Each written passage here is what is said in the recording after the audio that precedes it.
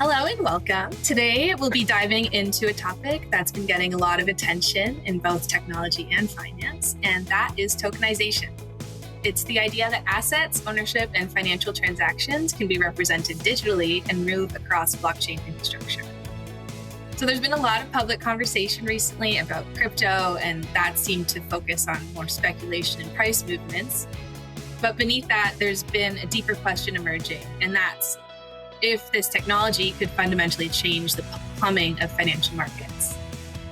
To help unpack that, I'm joined by someone who works at the intersection of technology, digital assets, and financial infrastructure.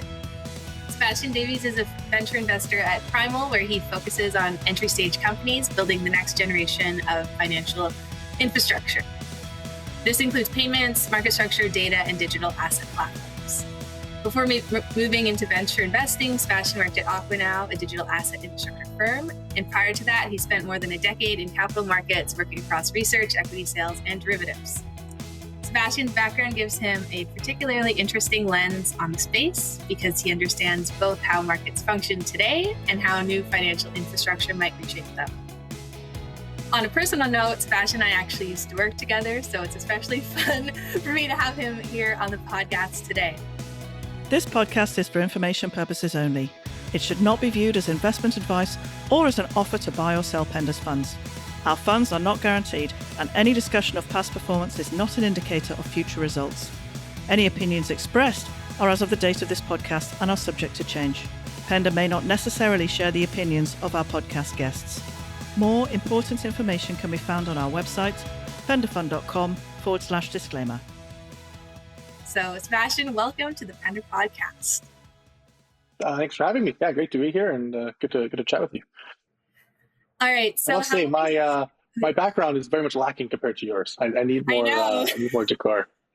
Yes, this background's first. It's premiere onto the show, so I'm hoping it is allowed to stay. All right. So how about we get started on a really, really basic level? A lot of our listeners have sort of heard the word tokenization, and I think what comes to mind is crypto and maybe other speculative digital assets. But the idea that we've been hearing more from the institutional standpoint sounds a lot different. So maybe at its core, could you explain what tokenization is?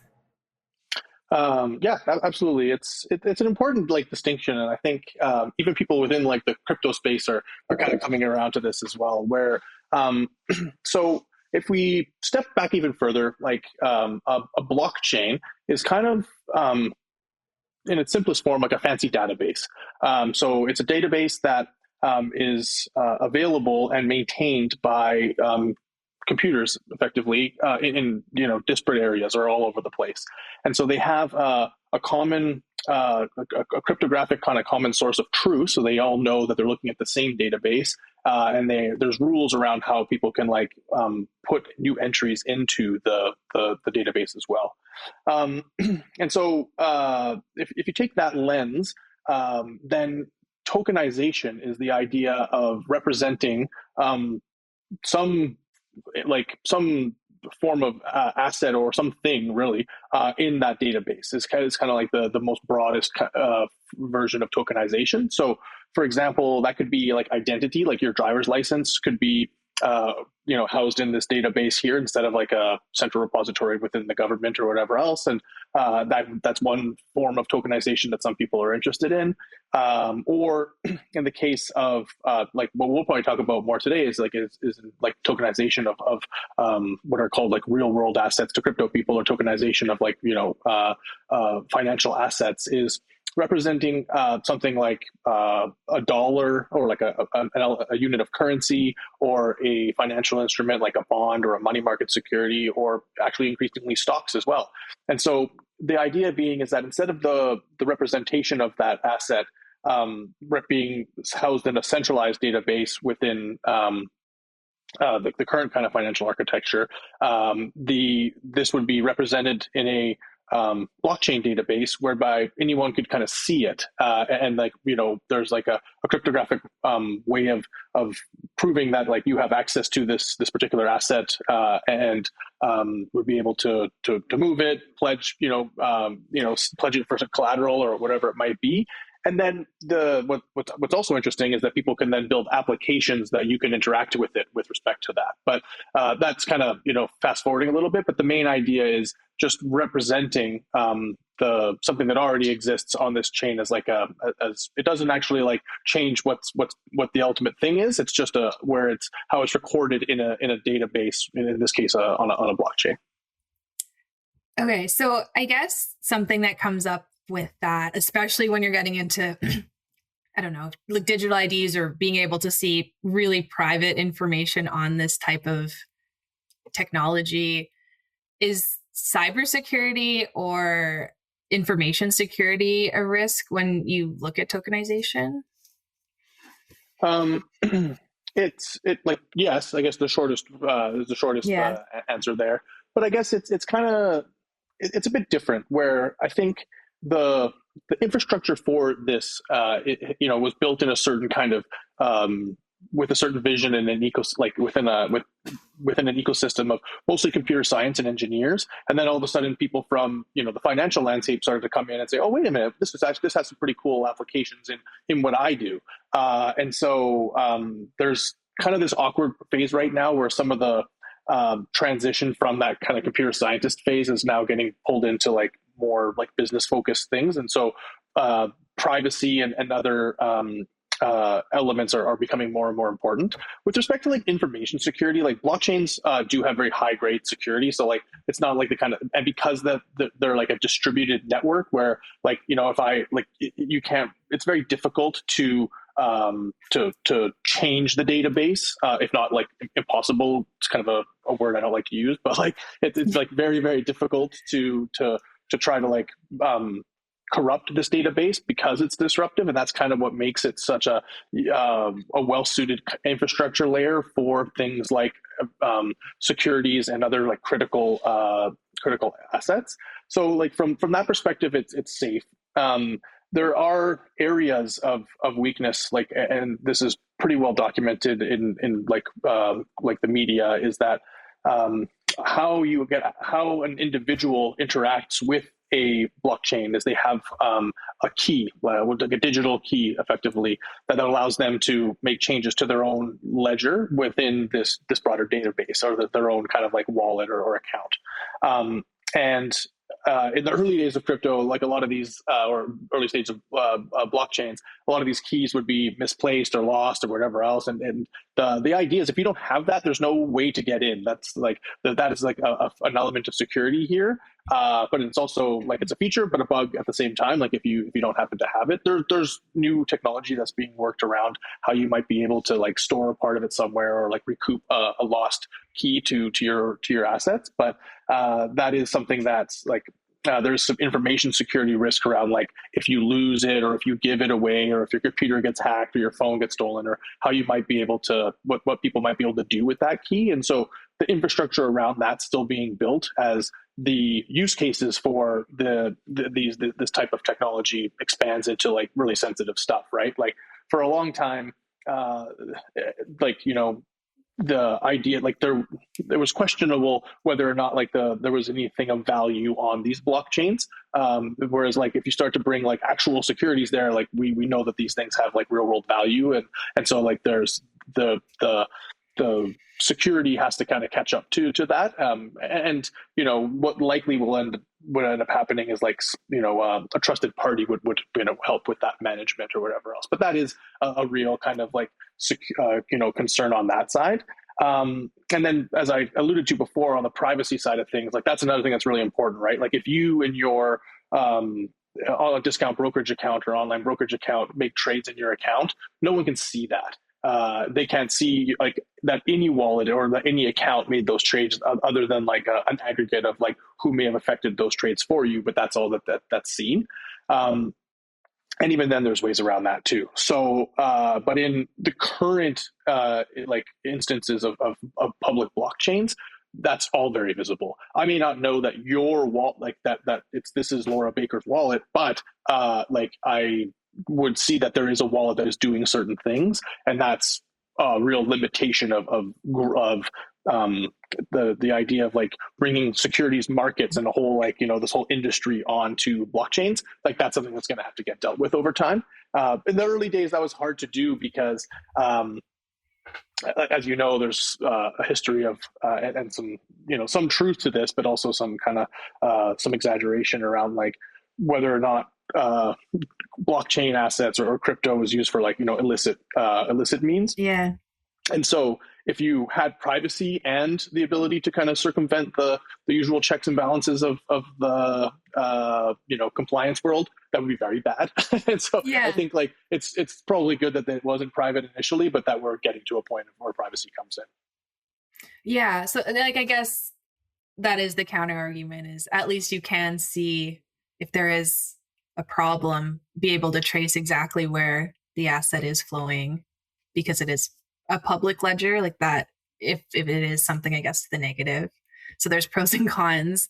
And then I think a lot of people have heard that horror story as well of the guy that has commissioned the landfill to try to just go through it and try and find his old, I don't know, his computer to try and find where he had sort of saved that key. So it definitely issues maybe that we haven't seen much in traditional finance. But I guess the thing that kind of sparked this conversation is we are seeing institutions like BlackRock or Franklin Templeton, JP Morgan, they're commenting on tokenizations and saying that this could be the technology of the future. And they are pretty major organizations. Like how are you seeing the institutions looking at this technology overall? Yeah. Well, I think one of the major unlocks for like the institutional side of blockchain usage was like, so we'll forget about crazy speculative headlines and stuff like that were that are interesting to talk about sometimes, but not relevant here. Was the emergence of stable coins. So like if you fast forward far back enough, not even that long ago, maybe like 2015, 2016, when people would trade digital assets, there really wasn't a lot of like diversification. It was like maybe like Bitcoin and Ethereum, and that was it. And it was very difficult to trade from those into cash, for example, because they were built in a separate ecosystem altogether. So, and then places that would say that they would allow you to do that were maybe not super well run. And so there were issues around that. And so what came about from that was Tether was born, and it was like a blockchain representation of a digital dollar. And the history there is pretty interesting, and I'll just kind of gloss over that to say, like, effectively what that meant is that there was a real world balance sheet, or like a series of accounts, bank accounts, brokerage accounts, and so on, that had $1 of assets or more for every $1 of digital or like blockchain currency that was out there. In this case, the ticker is USDT. And that was the first thing that ever came around. And its main purpose was for trading. So it was for people who wanted to speculate on crypto markets, call it Bitcoin price appreciation or depreciation, and they would trade. And now this would actually allow them to swap from a digital asset to a digital currency. And so rather than have to like off ramp from blockchain world to real world every time, which takes time and causes problems and you'd lose visibility, they could actually swap into like this digital version of a dollar. And then for some people, they would be able to convert those blockchain dollars for actual real world currency that could get wired to their bank account. That was a real like unlock for the digital asset kind of ecosystem, because all of a sudden you could have things that were going around like speculation, various like trades or money movement globally, and that kind of stuff that would happen in the blockchain like internet kind of finance world. And then profits there could be translated into like real world things, right? Like it's all great to like make money in in the magic internet world, but like if you want to go and buy a house or whatever it might be, like no one was taking those digital dollars at the time. And Yeah. so And so maybe it might just be it might just be helpful to explain the difference between, like, if someone doesn't know, like, what is Bitcoin, what is Ethereum versus what is a stable coin? Is it just coming down to the liquidity side, or maybe just the overall overview of those three? What makes those three things different? Sure. Yeah, no, that's fair. So each blockchain, this is a bit of a generalization, but that's okay. Like each blockchain, as I said before, is kind of like a database. And so in order to make changes to that database, whether that's sending an asset or like some digital token or digital thing from your wallet to someone else's, or to record a change of like a change of balance or whatever it might be, it requires a certain amount of like a spend. You have to like there's a fee associated with any kind of change that you make, and that fee is in the blockchain native currency. And so in the case of Bitcoin, you pay fees in a very small denomination of Bitcoin in order to be able to send money or make changes, to wallet balances or whatever else on Bitcoin. And now Bitcoin's a very basic blockchain. It doesn't have a lot of stuff it's very complicated in its mathematics, but like there's not a lot of things you can do with it. Versus in Ethereum, for example, it's kind of more of like a decentralized or like a distributed computer. So think of it as like the almost kind of like an operating system or whatever else that's managed by all these different computers all around. And so the CPU, I guess, or whatever else of what gets done, but all these different computers can kind of tap into it. And so there's many different kind of transactions that you could do that is different than Bitcoin. But every time you go to do one of these transactions, you pay a little fee. And that fee is in the Ethereum case, ETH. And then so Solana is another kind of popular blockchain. And then there to do transactions, you pay in Sol or Solana native token. So those are cryptocurrencies. And those are the things that people have speculated wildly on whether they're worth, trillions or more than that or whatever else. But really what they provide you is the right to transact on a blockchain. Not much more than that, like at its most basic thing. The reason why some people think that they would be worth so much is the idea of kind of like a network, for example. Like the more people who use a telephone network, the more valuable that network is. And so if like everyone that is connected to a certain network, you might want to pay a lot to be part of that network, is kind of the idea if you were on the outside looking in. And so, or if there's so many people using something, even if they're all paying a tiny little amount to do stuff, that aggregate value is quite a bit. So that's kind of the idea of where some of these cryptocurrencies or these more volatile assets maybe get their value or what they are in general, right? And so they have their value that people speculate on or whatever else in various venues. But the stablecoin side of things was kind of the first time that drew a real world asset, in this case like an account of currency or like a pool of dollar based assets, and represented it on chain, not on Bitcoin, like on other chains. So a stable coin is or is not a cryptocurrency? It is not. Okay.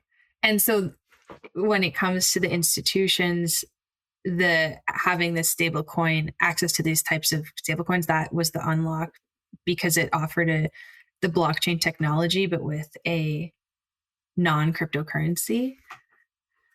Yeah, well, actually, this is way before institutions even came. When this thing first was invented, it was literally just a way to bring a stable asset to this on-chain economy. So people wanted to trade these more speculative assets, but they needed something stable, like a dollar, or like something that was more grounded in the real world that they could like, for lack of a better word, tether that value to, where Yeah. like some sort of like anchoring to the real world from this like magic internet money or whatever else. And so Yeah. that was phase one. And that was kind of more retail driven initially. There was no institutional partnership or involvement at this point, maybe a few little hedge funds that were trading the stuff around. But it was the first like real unlock of saying, okay, there's something in the real world that we're going to now put on, represent on a blockchain. And that was the first ever tokenization of assets.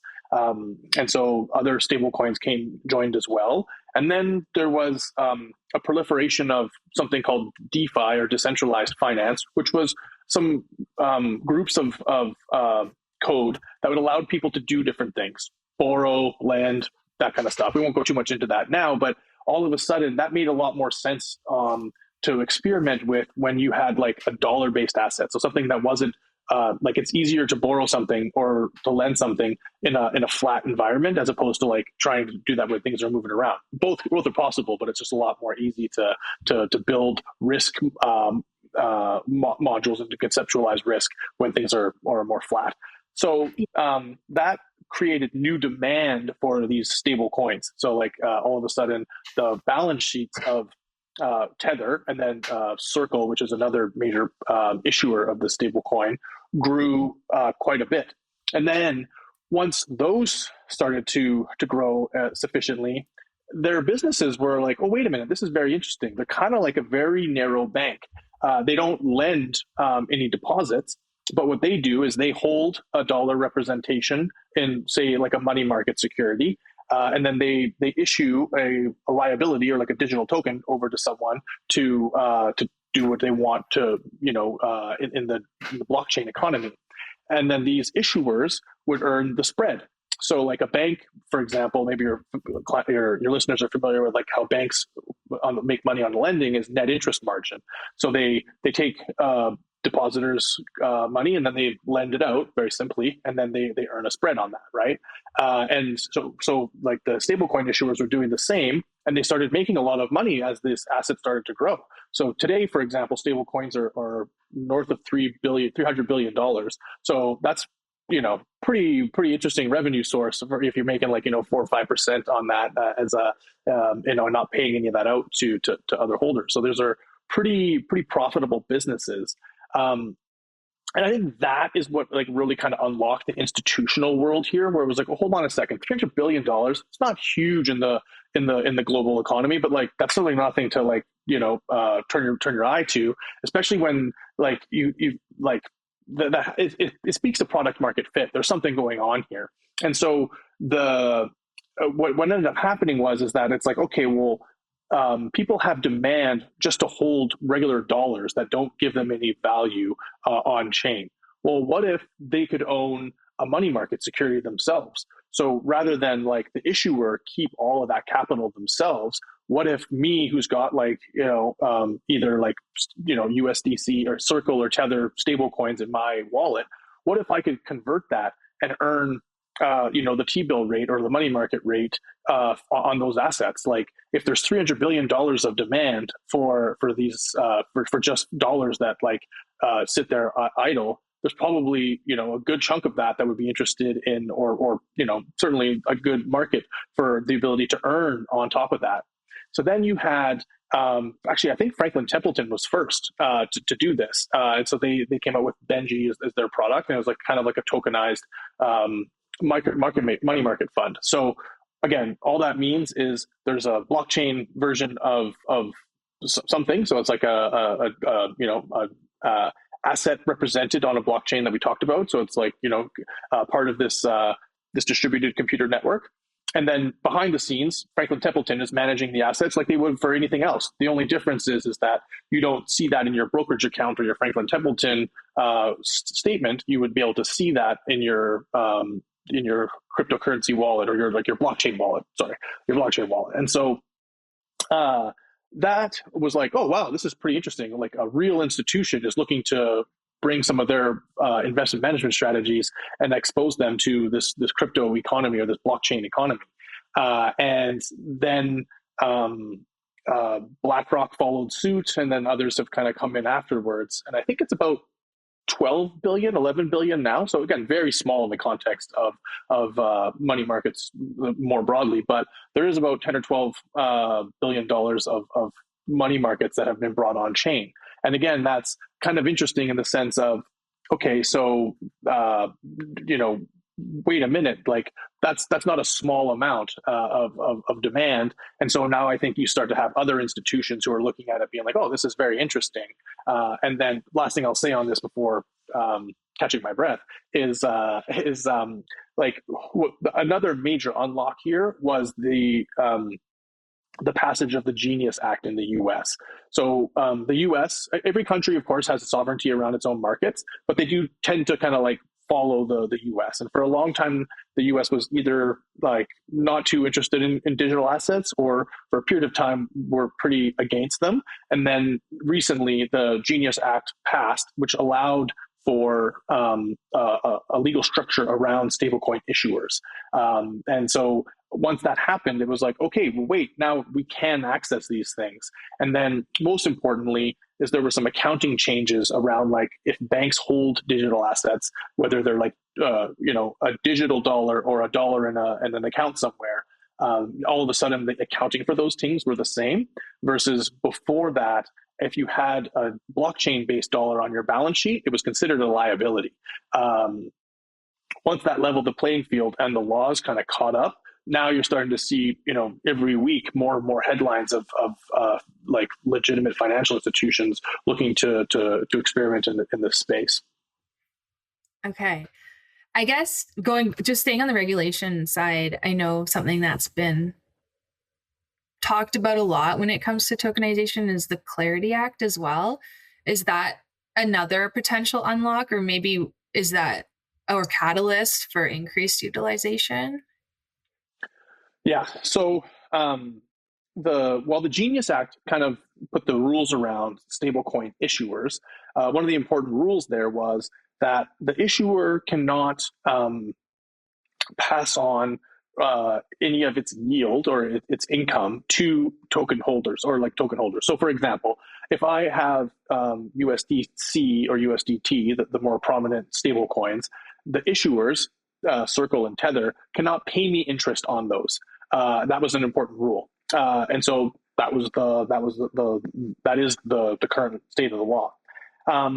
And then that's they're allowed to issue digital dollars. That's kind of like the one thing they're not allowed to do. And there's various rules around like how you know what kind of other ways they can operate. But that's an important distinction here. Clarity will put more like market structure around like other things that can be done in crypto, and then provide we'll set the stage for who regulates what. So in this case, like the SEC will govern things like financial applications that are on blockchains, and the idea of if securities are brought on chain, who oversees those? Well, the Securities and Exchange Commission, of course, right? But for these assets like Bitcoin, Ethereum, and Solana, and others that are cryptocurrencies, what are those? Like those aren't securities. They're, like I said before, they're the right to transact on a blockchain.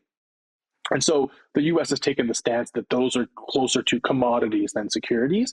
And so the CFTC will manage those as well as derivatives of them and so on and so forth. So that's what Clarity really sets to do, is to say who oversees what. And then, very importantly, is, and this is where there's a lot of headlines around today, is whether or not anyone is allowed to pay stablecoin holders interest in any form. So, for example, Coinbase, which is a large exchange and digital asset operator, has an affiliation with Circle, or the issuer of USDC. They currently they currently will say, if you hold USDC with us, we will pay you, I think, 4% or something like that. And they say it's a reward or like an incentive for people to hold this on their platform. And other parts of the financial lobby are saying, no, you can't do that. And that's what this is kind of what some of the back and forth is right now. We can talk about that if you'd like as to what the potential consequences are of that, but that's kind of the sticking point right now. So I think everyone's fine with like the SEC doing its coverage and the CFTC doing its coverage, but there is some contention around like, well, hold on a second, like can stablecoins earn interest? Because if so, that can have some ripple effects. Yeah. So overall, the Clarity Act is providing more clarity. Okay. So I guess maybe just going back to tokenization, the way we should think about it is it's not about creating new investments. It's more what's going on behind the scenes. And when we're looking at, as these institutions are looking at this technology, are there specific frictions they're looking to solve other than just getting access to this large billion plus multi-billion dollar industry? So the thing about blockchains and like tokenized assets is that they're natively programmatic.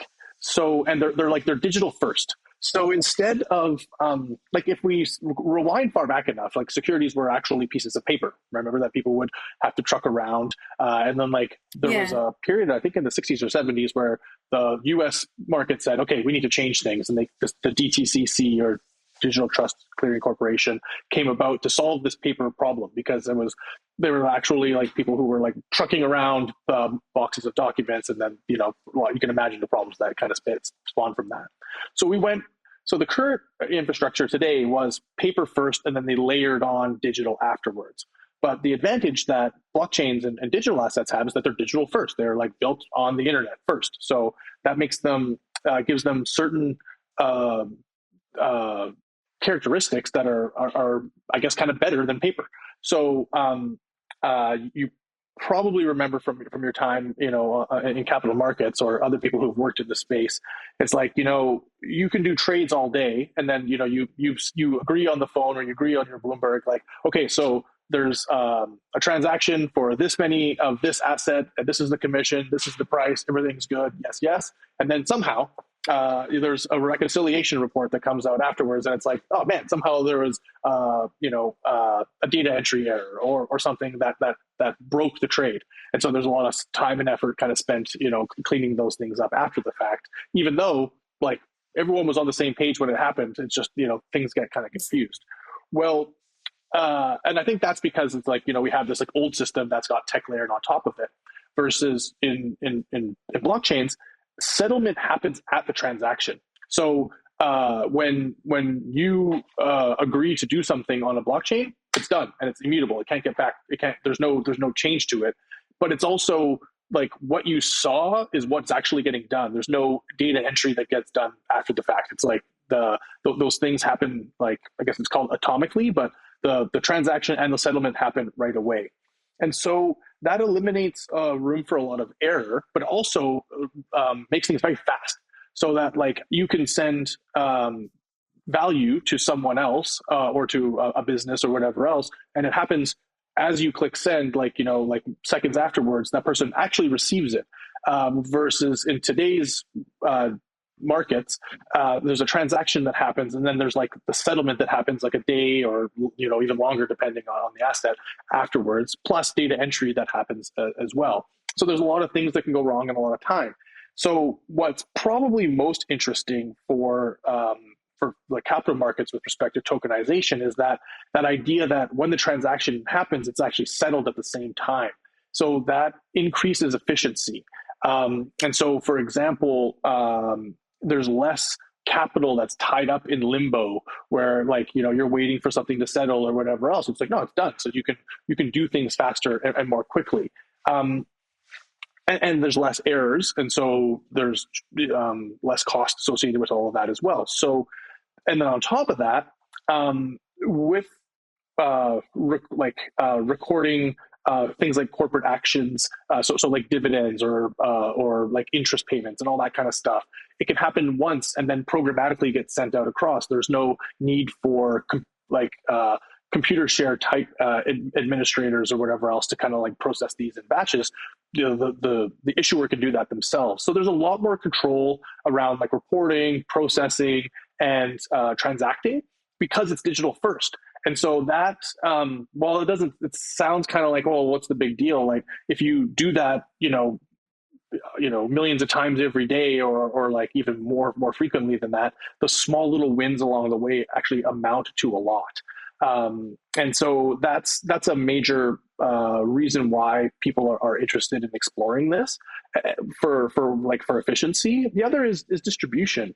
For example, because of that programmability, there are interesting financial like fintech applications that can be built on that, like automatic rebalancing of bank accounts or of personal accounts, or you could have something where you have an asset that earns 5%, and then and then you have a debt that pays 4%, or that you pay 4% on, for example, and that amortization can kind of get taken care of automatically. For example, right? Like like these are some of the experiments that are going on right now, but that type of application increases new sources of distribution for fund managers. So that's kind of like the name of the game, right? Like it's like, oh, wait a minute, I can have more people holding my asset. Like that's good. I can earn more management fees, and so on. So those would distribution and efficiency would be the two to focus on in the short term. Yeah. The other one of the terms that it's kind of been floating around too is like that 24/5 of the idea of markets would just, if settlement was instantaneous, then there would be no reason to have market hours. Is that a potential that you see with increased uptake of tokenization?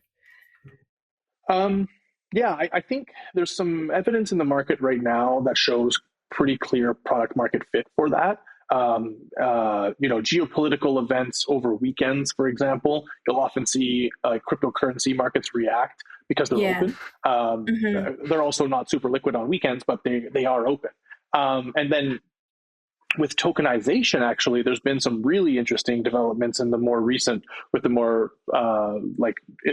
geopolitical issues with the Iran war and oil in particular, where there are exchanges that trade derivatives of oil derivatives. So it's like kind of like a double wrapper, but where you can trade those on the weekend. And that has shown huge uptick just in the past few weeks of people who want to do that. And I think the best evidence for why this is probably a turning point for financial markets is that several years ago, the Australian Stock Exchange looked at tokenizing their exchange, like using tokenized assets instead as a way of driving this efficiency. But they found that the tech wasn't ready. It was a bit too slow, and there was other issues associated with it. But like we've seen in technology markets overall, things got better. And so now they're having people who have kind of unlocked this, still not really capable of, or not today, currently, doing anywhere near the volume of like real markets, but, doing several billions of dollars a day of transactions and stuff like that. So nothing too small. So that happening. And then you get groups like the London Stock Exchange Group, the ICE, or Intercontinental Exchange / the New York Stock Exchange Group, both looking at 24/7 trading, actually, or 24/5 trading in new developments. And then NASDAQ recently making an acquisition or purchasing a large portion of equity from a crypto exchange as well. So like these are major financial market infrastructure providers in the exchange world, and they're looking at it saying like, okay, like this is where the market's going. Like there's enough activity happening in these smaller independent exchanges that like we should do that ourselves. And so to me, that's really reinforcing that there is product market fit or like demand for this in a real way. And so I think it's happening, which is pretty interesting, right? And I think to your point that you said it at the beginning, it's like if you can settle instantly, like why not? And I think that's kind of what people are looking at. Like, we have the technology to do that now. Like, why would we close it? So we'll see. It'll be interesting to see. Yeah, I think it is. It seems like there's theoretically a lot of potential changes in a variety of ways. And I don't know, one of the other ones you haven't mentioned yet, like most of these products have been already exchange traded or considered currencies or assets or digital assets. But I was at an event recently where they were talking about the potential for easier access to private markets or specific hard assets. Like you could tokenize a real estate, for example, or be able to access private equity as a retail investor because you'd be able to access a smaller percentage of that overall investment. Is how do you sort of see tokenization making these illiquid assets more liquid? I think we're a little ways away from that. That is the promise. Like, and people, if you read, most like literature around this, this is an element that gets talked about, specifically with respect to fractionalization. I mean, that kind of exists. Like, the REIT market in Canada is pretty big. Relatively speaking, and that's like a way for people to get exposure to real estate assets, various ones, at a smaller unit price. Being able to have that even smaller or more divisible is good, I suppose, for people who are starting off with smaller balances, but the technology's kind of been there. And just because you represent something on a blockchain doesn't make it liquid. I think we've seen this in some ETFs that have, put an ETF wrapper or, exchangeafied, or I'm not sure what the tokenizing version of that is called, of other like illiquid assets. There's an asset liability mismatch whereby the ETF trades daily and is expected to settle with T+1, I guess now, versus the underlying assets don't do that, and so we've seen problems with gating or having to pause redemptions and stuff like that as stress comes into markets, or too much buying or selling kind of comes into that, and so simply wrapping something in an exchangeable vehicle doesn't bring liquidity. There is something interesting around being able to provide that to a broader audience. So, for example, there's very real compliance and regulatory kind of underpinnings here. So I'm not trying to gloss over that. That is fundamental. So let me just say that first. Yeah. But if we think about the idea of going back to stable coins as this tokenization of a digital dollar, that's really interesting in the sense that in many countries, people would love to hold dollars, but it's very difficult for them to do that. They can't just go to their bank and get dollars. And if they go to an exchange, there's it's wild. You've traveled, so I'm sure you've seen some of the bid-ask spreads on these things. It's meaningful, to say the least. Whereas with the ability to move dollars seamlessly and instantly with the tokenized version of the dollar, that's unlocked the ability for very many savers around the world. Anyone with access to a mobile phone and an internet connection can theoretically save in dollars now. With some some simple assumptions around that. That's huge, right? That's this promise of banking the unbanked or whatever else, but that's actually really interesting. You can export the stability of the major economies to places where they don't have that, and that's really meaningful. And so if in that instance, it's pretty interesting to provide people access to assets that they otherwise couldn't have. But there's still rules around that, right? So it's just because it's live and tokenizable doesn't make it it's not a panacea in and of itself, right? So the ability to settle atomically or transact atomically, so transact and settle instantly is huge, especially for collateral and efficiency and purposes. But if the underlying thing doesn't have liquidity, you need a market maker or someone to be able to provide an order book or some depth there. There's experiments around trying to disintermediate that a little bit, but they don't really work at scale. So I think tokenizing real estate is a interesting. It's kind of like a REIT, I guess, but one that would trade in the blockchain economies, which has some benefits, sure, but like it doesn't make it liquid in and of itself. That's Yeah. still a problem. Yeah. No, I guess across the different ways you've explained it, tokenization, it's not meant to replace institutions. Like it does seem that you still require intervention and compliance and order taking of some sort. It's not a one or the other. It's more of a collaborative approach. Is that how you think of it? Yeah, absolutely. I've written about this and I've talked about this in various instances. Like I really think the transition from the current like incumbent system to something that's more tokenized will take a very long time because the sensitivity of the nature of those transactions and of that of the cost of being wrong are so high that we're gonna be very incremental with it.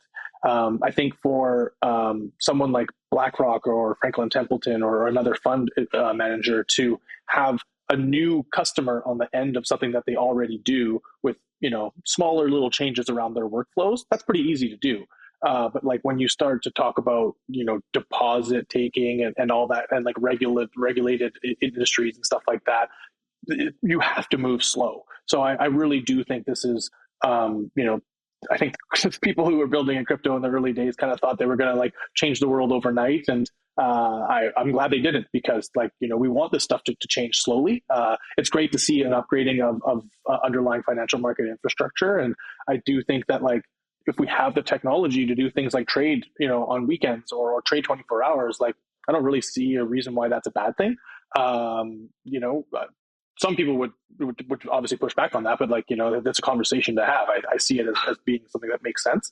And then I think the idea of being able to unlock new markets for assets where it makes sense is also awesome.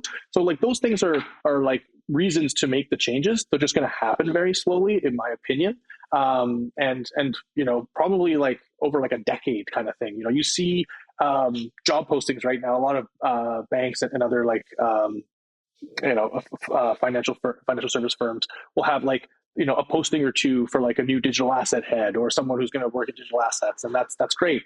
But if you look at those same job boards, you'll see 15 job openings for risk or compliance, and I think that's kind of indicative of what I'm trying to say is change will happen for sure, but the regulation will set the pace of that. Yeah. So I guess if, say, we're time travelers and we're historians, we're looking back from the future, what do you think tokenization would need to achieve to be considered a genuine shift in how financial infrastructure operates? I think just time. Honestly, I think the tech's pretty well there. It's easy. We'll be able to iterate on itself faster than the incumbents will want to take it up. So I think we're there. We have to figure out privacy, but regulations kind of need to set that up first. And I think from what I know about compliance technology, it's there. They can see everything. The amount of the things that people do on chain, if they would never agree to that in their bank accounts. But what's happening on chain, it can be seen very much openly right now. And so I think we have to kind of work through that. I think if I was going to try to use an analogy, I'm old, so I don't know. You probably this may not sit with you, but I kind of feel like we're in the Napster / MySpace of the internet today. So the internet today is a lot different than it was back in those days, but those were pretty interesting and kind of controversial technologies for what they were doing. And they're very different, but I think they're relevant in this instance. But it just took a long time until we got to where we are today with the social networks that we have, the Spotify's and so on and so forth. And so but the change did happen. And I think that that's kind of where we're at now, right? People are around, they're looking at it. We've achieved a certain maturation. Institutions are coming in. But the landscape will be different when we get to maturation than it is right now. And probably, potentially, almost certainly with different names being involved too. Yeah. No, it almost reminds me, Dario wrote that piece, it's called on AI, about the age of adolescence and how AI is in a similar position of there's a lot of learning and growing in that early phase, but that doesn't mean that it's not revolutionary, but it's just kind of working through the not the brand new time, but the adolescence. So that's an interesting way of putting it. Yeah, well, I know you like to share books, and I'm sure your audience likes to hear about them too. So there's a book called How the Internet Happened. I forget who wrote it, but maybe you could put that in some show notes if that's something that you do. Anyways, and so as someone who's been, in the digital asset journey for 4 or 5 years now, when I read that book, I was like, oh, cool. Like we're writing this book in the digital asset blockchain space right now. And you can kind of like append certain events in that book to kind of what's going on here. And like, I really do think, right, like the Genius Act or the ETFs, first of all, were huge. When all of a sudden people could buy and sell like, ETF wrapped Bitcoin or other cryptocurrencies. And then there was billions of demand for that. It was like, oh, wait a minute, this is interesting. And then regulations came. And then now we're seeing more change kind of rippling over. And anyways, that story is told in the case of the internet too, and how that kind of came together. And it's not a perfect analogy, but pretty, I think, interesting to compare. Yeah, well, it appears we've mind melded a little bit, because the last question that we ask all of our guests on the show is, and knowing you're a big reader, I'll still ask it even though you've already recommended one book, but if there is a book that's influenced how you think that you'd recommend to listeners, whether it be about what you work in or otherwise, what would you like to share? Wow, there's a few. You can say a few. You can say a few. Yeah, like, I mean, how the internet happened is excellent. I think that's a really interesting way of thinking about how just generally technologies kind of get adopted over time. There's another one by an investor in the space named Chris Berniski. It's called Crypto Assets. And that one, it's old now. And so people would read it and some of the stuff's outdated, but it's just got a really great history of the industry and like how those like cryptocurrencies came to be and like how the blockchains work and like that whole journey. And then, he talks about the networks in terms of network value, like, how more people use things, the more valuable things get, and so on and so forth. And so I think if there's listeners out there who are like, I want to learn about that, like that's an excellent book for it. He writes it in language that's like written for financial readers, in my opinion, or maybe people who are like financial curious even. It's pretty accessible. And so I really like that one as one that I like to recommend to people. And I think it's not a book per se, but something I've been reading about and I'm trying to like put into a broader thesis is Carlotta Perez. She's written a lot about technological revolutions. Going back to like the agriculture to steam and electricity and all that kind of stuff, and it's really fascinating work. And I think it's at this particular juncture very, I think, important reading, like just like to see how those patterns of adoption had happened over like centuries, and then now putting that in the context of where we're at in like this new digital age, especially with blockchains and then AI and then that, like, so I think that would be another like there's lots written about what she's written about. Ben Thompson from Stratechery, he's written about her work. That it's another kind of digestible version, so you don't have to like read her essay or thesis or whatever else. But like Carlotta Perez's work in general, I think is another one that's really interesting to dig into. Less about like the the micro of what we've been talking about, but more about the macro and then like how technology grows over time. Yeah, no, that's great. And I'll also plug another interesting read. And Sébastien publishes The Bridge bi-weekly. So if you want to read more about what he's thinking about, we'll also link The Bridge on the show notes. So, well, thank you so much. This has been really interesting. I'm sure everyone has learned a lot. So thank you for taking the time to join us today. And thank you for having me. Yeah. No, it's great. Yeah. So we'll be back in the studio soon with more conversations with thought leaders to explore the themes and opportunities we're watching. In the meantime, you can follow our ongoing commentary on Substack at the Pender Pulse. And that's where we share where we're seeing in markets, what we're debating internally, and what we're learning in real time. So thanks for listening and stay tuned. Pender is an independent, employee-owned investment firm located in Vancouver, British Columbia. Our goal is to protect and grow wealth for our investors over time. To achieve this, we seek to understand the quality of a business or security, obtain more value than we are paying for, deploy capital in flexible mandates, and mitigate downside risk. We have a talented investment team of expert analysts, security selectors, and independent thinkers. They manage a suite of niche investment funds with active, concentrated portfolios of value-based, occasionally contrarian investments. We invest in our funds too.